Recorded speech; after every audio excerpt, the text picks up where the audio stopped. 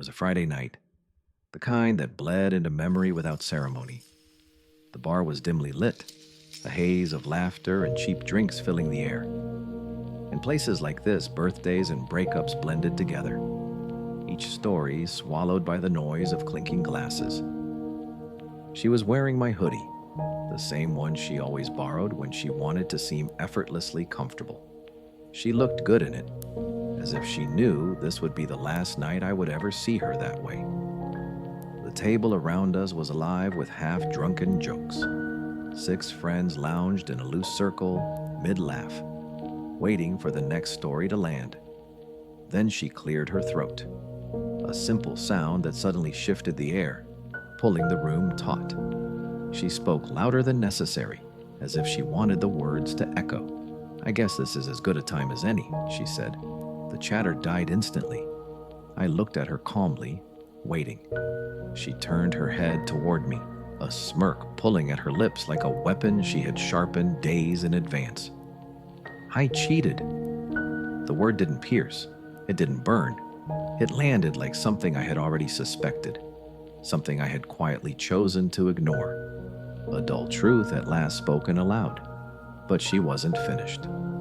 "Honestly," she added with a cruel little shrug, "I needed a real man, not someone who works tech support and spends weekends fixing a car that still doesn't run." And then came the laughter, not just hers, but theirs. The circle I once trusted, my so-called friends, cracked into applause for her performance. Ben, the one I had thought of as a brother, lifted his glass toward her. "Damn, girl," he chuckled, "you're savage." But honest. I respect it. Maya, who once leaned on me in her lowest moments, muttered something about how we all saw this coming. Even Chris, who had once slept on my couch for weeks, gave me that look, that quiet instruction. Take the hit, leave, and don't make a scene. So I did. I didn't shout. I didn't demand an explanation. I didn't throw my drink across the table or storm out in rage, though I could see in her eyes that she wanted me to. She wanted a scene, wanted me to break so she could feel stronger. Instead, I just looked at her. Really looked. Past the smirk, past the desperate attempt to appear victorious, and saw it. The hunger for validation, the emptiness masked as triumph. I smiled, tossed my keyring in the air, caught it, and said only, "Cool."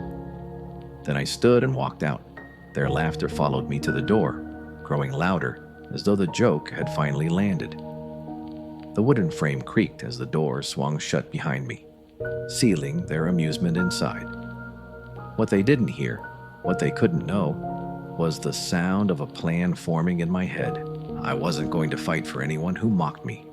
I was going to become someone they couldn't ignore, and she couldn't touch. Silence became my weapon that night, and though it may have looked like defeat, it was the moment of rebirth. Throughout history, public humiliation has often been the spark that sets transformation ablaze. In medieval courts, a noble stripped of his honor might vanish, only to return years later wealthier, more powerful, reshaped by exile. In literature, too, the theme echoes.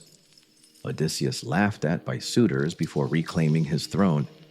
Edmond Dantes mocked in prison before becoming the Count of Monte Cristo.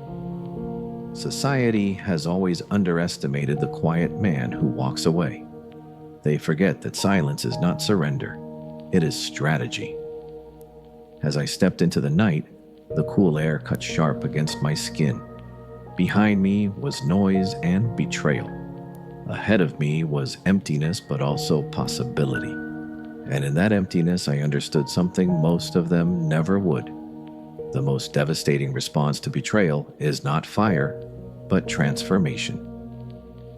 That night wasn't the end of my story.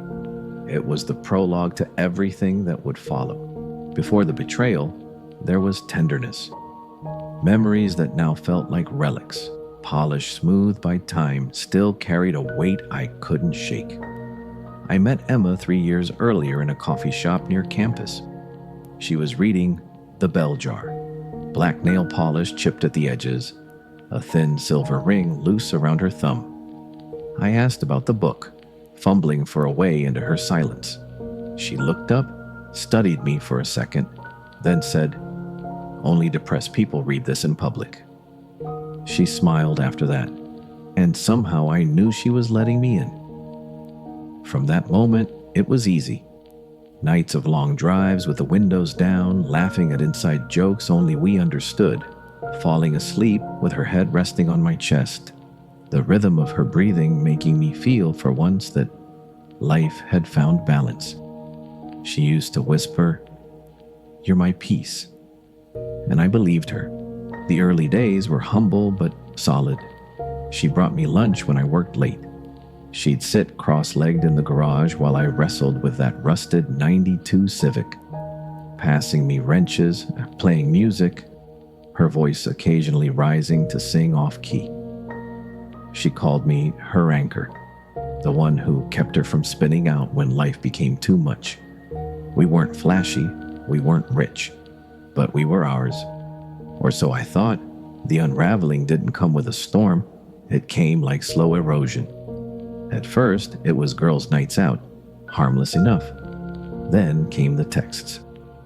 "Don't wait up." Soon, she stopped coming to the garage, stopped asking about the car that had once been our shared project. I noticed her sighs when I talked about my dream of starting my own IT consulting business. One night, she said it plainly. "You're always chasing things that take too long." I didn't argue.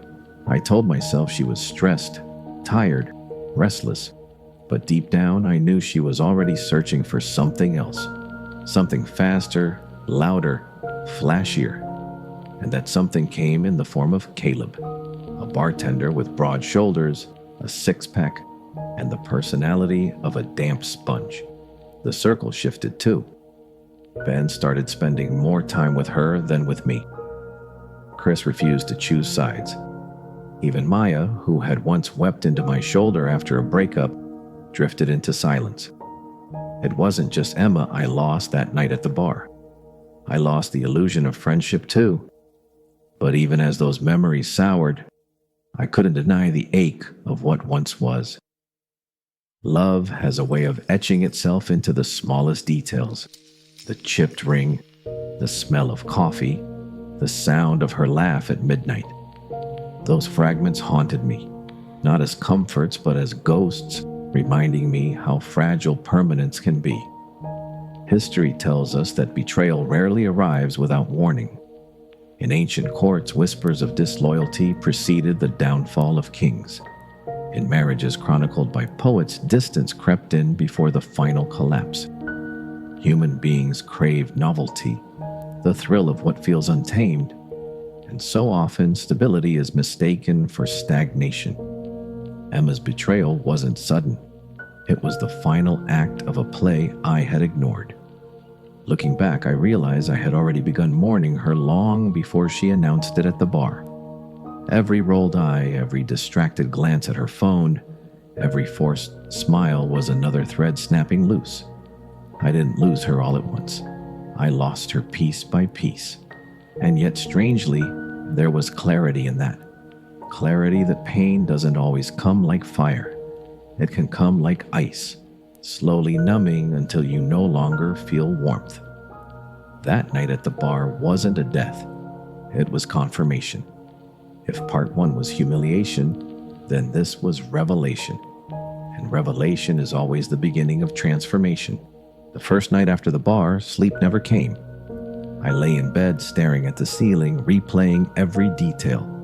Her smirk, Ben's toast, Maya's whispered judgment, Chris's silence. Their laughter pressed into my chest like a stone, heavy and unrelenting. It wasn't anger that kept me awake. It was clarity. They had all shown me who they really were. By morning, I knew what I had to do. I reached for my phone. No apologies, no missed calls, just a single group text. Let's all try to be mature about this. Maturity. That's what they called mocking me in public. That's what they called betrayal disguised as honesty. I shut it all down. Social media deactivated, contacts blocked, photos deleted. I wasn't erasing them. I was burying a version of myself they thought disposable. And in its place, I would build someone undeniable. The first steps were small, deliberate. I wrote down a schedule. Wake at 5 a.m., run until my lungs burned, work until my eyes blurred, train even when my body screamed no. I ate clean, stripped away indulgences, consumed knowledge like it was oxygen. I reached out to an old professor who once told me I had CEO energy. He remembered me, and he was right. I wasn't meant to stay small. At night, when exhaustion threatened to pull me under, I read cybersecurity manuals, business guides, biographies of men who had risen from nothing. I studied patterns, absorbed discipline. Every no I had ever received turned into fuel. Where they saw a quiet man too soft to fight, I was forging steel in silence. By the second month, my body was changing. 18 pounds gone, muscle carving itself into my frame, my skin clearing, my posture straightening, my clothes fitting like they belonged to someone else entirely. I cut my hair, sharpened the edges of the man in the mirror. Confidence didn't come from compliments. It came from discipline. One night, I caught my reflection in a store window and almost didn't recognize the man staring back. Work followed the same rhythm. A freelance gig led to a contract. A contract led to a referral. A referral turned into a retainer. Before long, I was making more in a month than I had in 6. I registered my LLC, built a clean, minimal website, and began landing clients that had once ignored my job applications. And I did it all quietly. No Instagram posts, no LinkedIn announcements, no need for validation. Because the most powerful kind of growth is the kind no one sees until it is already finished. History is filled with men and women who rebuilt in silence. Marcus Aurelius, betrayed by those closest to him, found strength in stoic practice. Nelson Mandela, locked in prison for decades, emerged not bitter, but sharpened, a leader reborn from silence. Even in ancient epics, the hero's exile is never the end. It is the crucible where transformation takes place. And that is what I was living. A crucible. I had been mocked, humiliated, discarded. But while they drank and celebrated their little betrayals, I was constructing something larger than them all. The irony was sharp. While they mistook my silence for weakness, it became my greatest weapon. Every step I took away from that night in the bar was a step into a future they could no longer reach. I wasn't chasing them. I wasn't even proving them wrong. I was proving myself right. And in the silence, I discovered something more dangerous than rage. I discovered momentum. 2 months after the night at the bar, silence had become my ally. My days were filled with routines, contracts, miles run before sunrise, and nights spent building the kind of future I used to only sketch in notebooks. I hadn't thought of Emma in weeks, at least not as the woman she was. She had become more symbol than person, the catalyst that forced me to rebuild. And then my phone lit up. At first it was small, a story here, a tagged photo there. People I barely knew posting about a networking event, a charity run, a product launch. And in the corners of those frames was me, sharper, leaner, standing taller than I once had. Word spread, not because I wanted it to, but because growth is loud even when you whisper. That's when the messages began. Maya was the first. "Hey stranger, you look good. Hope you're doing okay." Then Ben, "Yo man, heard you started your own thing. Respect Chris, casual as ever. Dude, your name came up in a client meeting. You're killing it." I ignored them all. Not out of spite, but because they no longer had access to me. They had killed the old version of me, the one who would have rushed to forgive, to explain, to patch things back together. That man was gone. And then came Emma. At first, it was silence from her, as if she had vanished into the arms of her bartender. Then a blurry story surfaced from a mutual friend's birthday. Emma, sitting alone in the background. No Caleb, no captions about real men or leveling up. Just a girl who looked older, tired, no longer glowing. I didn't feel smug. I didn't feel vindicated. I felt nothing. Detachment had replaced bitterness. She was a chapter I had already closed. But then one Sunday, my phone wouldn't stop buzzing. 32 missed calls in less than 2 hours. Emma, Ben, Maya, all flooding in like smoke from a fire no one would admit was burning. First came the texts. Emma, I know I'm the last person you want to hear from, but please, can we talk? Everything fell apart. I just need 5 minutes. Then again, I messed up. You didn't deserve that. You were the best thing in my life. Ben chimed in. Yo, man, I was wrong. She told us things and I believed her. I shouldn't have. Respect if you don't forgive me, but I had to say it. Maya's tone was softer. I was a coward. You were always the real one. She's crying on my couch right now. She says you won't respond. Are you okay?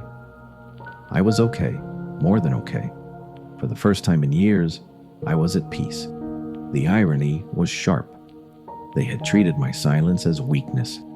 Now that silence drove them insane. At midnight, the final message came from Emma. Caleb left. He cheated. He's broke. I'm broke. I miss you. God, I miss you. You didn't deserve what I did. Please just respond. I stared at the screen, watching her words pile up, watching the typing bubble appear and disappear. For a moment, I let myself feel the weight of what she had written.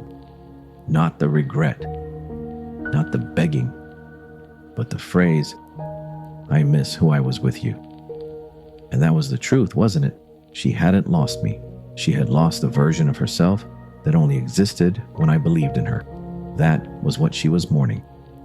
Slowly, I typed my reply.